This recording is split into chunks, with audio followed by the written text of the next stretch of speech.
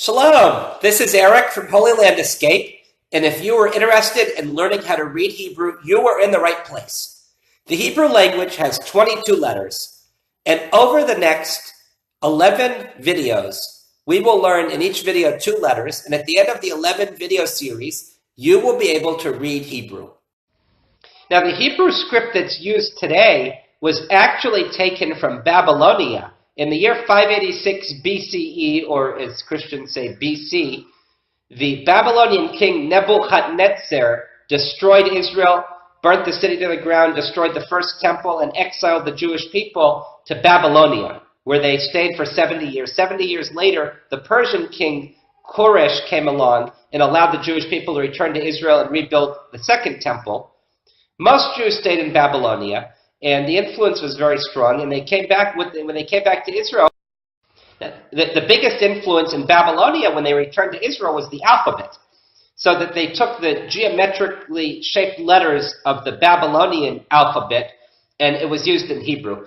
In all archaeological discoveries in Israel before the year 586 BCE, going back before 2,600 years ago, we find the Hebrew was written in what we call the ancient Hebrew script. The first letter of the Hebrew alphabet is the letter Alef. Alef is a silent letter, meaning that it by itself does not have any sound, but when a vowel is written under it, it makes the sound of the vowel. So, for example, the first vowel we're going to learn is the stick. It looks like a popsicle stick. When you go to the doctor's office, the doctor will often ask you to open your mouth and say, and that's the sound that this vowel makes. So written under the Aleph, it sounds like The other variety in which it occurs is kind of a popsicle stick with the little handle in the middle of it.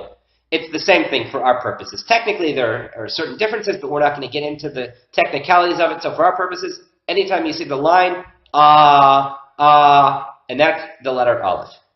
The second letter of the Hebrew alphabet is the letter Bet, but Bet has 2 different sounds depending on if there is a dot inside, in which it's Bet.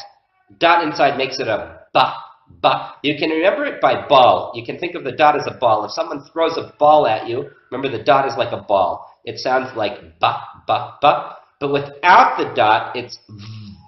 And this makes sense phonetically because the letter ba and va are very closely related. They're both made with the lips. So with a dot, you think of the ball, ba. Without the dot, there's no ball, va.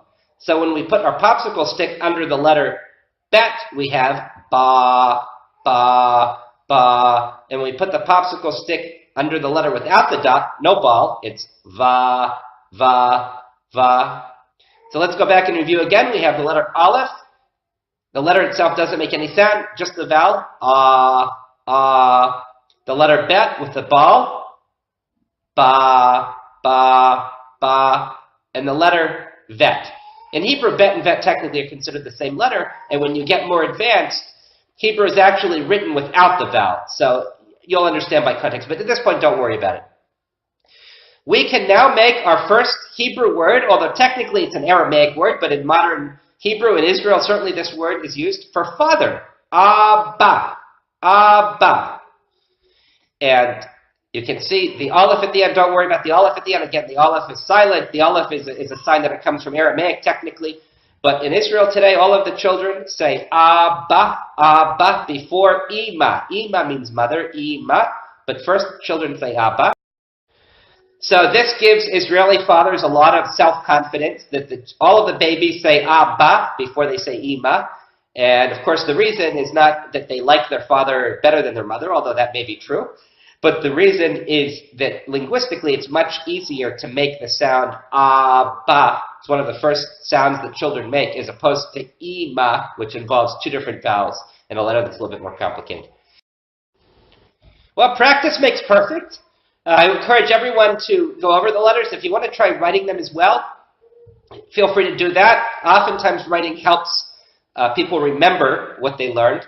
However, the Hebrew writing system, there's a cursive writing system. What we're learning, the letters that we're learning are the print letters, just like in English. You know, in the newspapers, in standard text, you see the print. When people write letters, they generally write in the cursive script. And we look forward to the next video in which we will learn the next 2 letters of the Hebrew alphabet, Gimel and Dalet, along with another vowel. Shalom.